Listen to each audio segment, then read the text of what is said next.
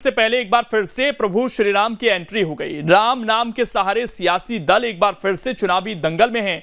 यह रिपोर्ट आप देखिए।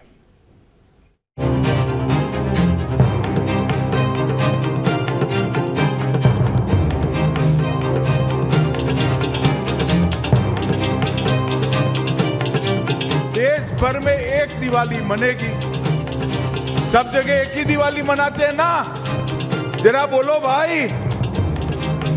मगर हमारे छत्तीसगढ़ में 3 दिवाली मनानी है। छत्तीसगढ़ के चुनावी कुरुक्षेत्र में प्रभु श्री राम की एंट्री हो गई है। जगदलपुर में चुनावी सभा में बीजेपी के चाणक्य अमित शाह ने दिवाली के बहाने यहां प्रभु श्री राम का जिक्र किया। दरअसल 2 दिन पहले ही अयोध्या से भव्य राम मंदिर के निर्माण की नई तस्वीरें सामने आई हैं और इसके ठीक बाद छत्तीसगढ़ पहुंचे अमित शाह ने अपने अंदाज में इसका जिक्र किया। पहले अमित शाह ने क्या कहा ये आपको सुनवाते हैं, फिर इसके मायने भी बताएंगे। इस बार देश भर में एक दिवाली मनेगी, सब जगह एक ही दिवाली मनाते हैं ना। जरा बोलो भाई। मगर हमारे छत्तीसगढ़ में 3 दिवाली मनानी है।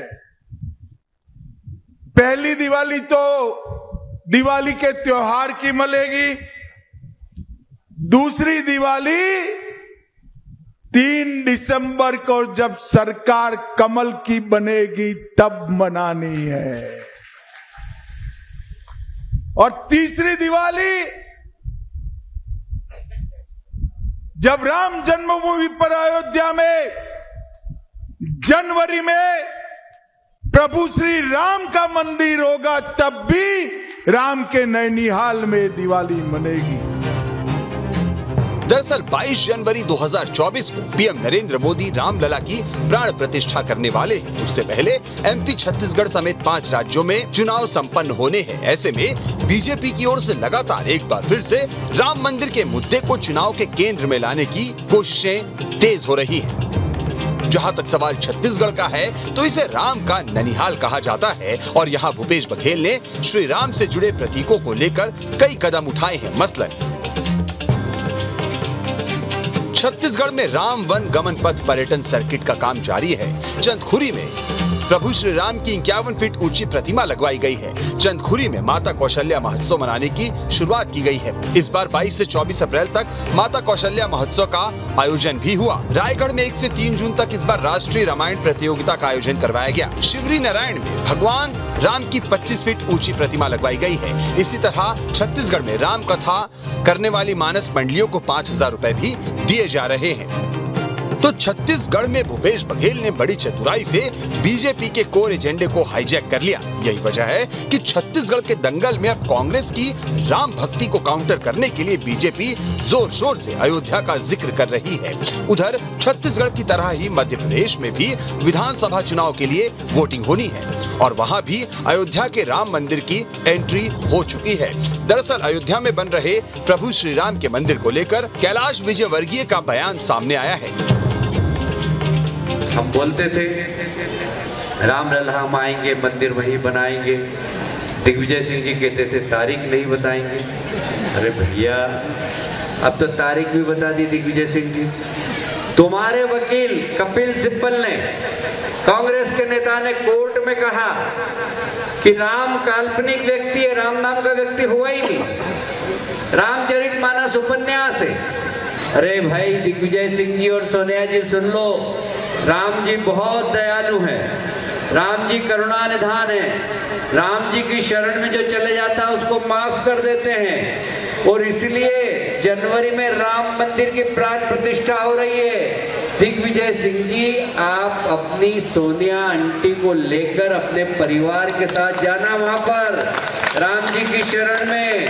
जिंदगी में जितने पाप किए आपने, हमारे राम जी इतने दयालु हैं कि सब माफ कर देंगे। तो सियासत में अपने अपने राम के सहारे सियासी दल दंगल में कूद चुके हैं। केंद्रीय गृह मंत्री एवं राजनीति के चाणक्य कहे जाने वाले भाजपा के वरिष्ठ नेता अमित शाह ने कौशल्या माता के प्रदेश भगवान राम के ननिहाल छत्तीसगढ़ में आदिवासियों के बीच में जो 3 दिवाली मनाने की बात कही है, उससे स्पष्ट है कि आगामी विधानसभा चुनाव के साथ लोकसभा चुनाव में भी राम मंदिर का निर्माण अयोध्या में जो हो रहा है वह एक राजनीतिक मुद्दा रहेगा। इसके साथ ही छत्तीसगढ़ में कांग्रेस सरकार इसको भांपते हुए जो राम वन गमन पथ और कृष्ण कुंज के साथ साथ गोठान निर्माण और गौधन की रक्षा के लिए गोबर खरीदी की जो योजनाएं चलाई जा रही है, जो छत्तीसगढ़ मॉडल का प्रमुख हिस्सा है, इसको देखते हुए राम राज्य की कल्पना को साकार करने के लिए भगवान राम के आदर्शों पर कौन से राजनीतिक दल और नेता चल रहे हैं, यह जनता को समझना है। मध्य प्रदेश छत्तीसगढ़ के चुनावी कुरुक्षेत्र में मुद्दों की भरमार है, लेकिन जैसे जैसे वोटिंग की घड़ी करीब आ रही है, मुद्दों की जगह एजेंडे लेते जा रहे हैं। लेकिन ये विधर्मी लोगों को राम की याद नहीं आई, राम वनगमन पथ बनाने की याद नहीं आई। माता कौशल्या का मायका है छत्तीसगढ़, लेकिन उसकी याद नहीं आई। अब इनको दिवाली याद आ रही। छत्तीसगढ़ में तो भारतीय जनता पार्टी की दिवाली तो काली होगी। 3 दिसंबर को भारतीय जनता पार्टी के लिए मायूसी का दिन होगा, जब छत्तीसगढ़ से भारतीय जनता पार्टी की विदाई होगी और छत्तीसगढ़ में एक बार फिर से भूपेश बघेल की सरकार प्रचंड बहुमत के साथ वापस आएगी। भारतीय जनता पार्टी इस चीज़ को समझ लेगी। छत्तीसगढ़ की जनता उनके 15 साल के शोषण को भूली नहीं है, बस्तर की जनता उनके अत्याचार को भूली नहीं है। भारतीय जनता पार्टी और अमित शाह को तो बस्तर की जनता से माफ़ी मांगना चाहिए। प्रभु राम का ननिहाल माता कौशल्या की जन्मभूमि, यहाँ के लोग प्रभु राम के आदर्शों पर चलकर और जो अन्यायी हैं, अत्याचारी हैं, अभी दशहरा मनाने वाले हैं, फिर दिवाली मनाएंगे, अभी नवरात्रि पर्व चल रहा है, तो शक्ति प्राप्त कर दशहरे पर भ्रष्टाचार रूपी, अन्याय रूपी, अत्याचार रूपी सरकार को लोग दशहरे में दहन करेंगे। दिवाली में लक्ष्मी जी को कमल का फूल चढ़ाएंगे और 17 तारीख को राम राज्य की स्थापना के आगे बढ़ने के लिए कमल का बटन दबाएंगे और 3 दिसंबर को लोग फिर से एक बार दिवाली मनाएंगे।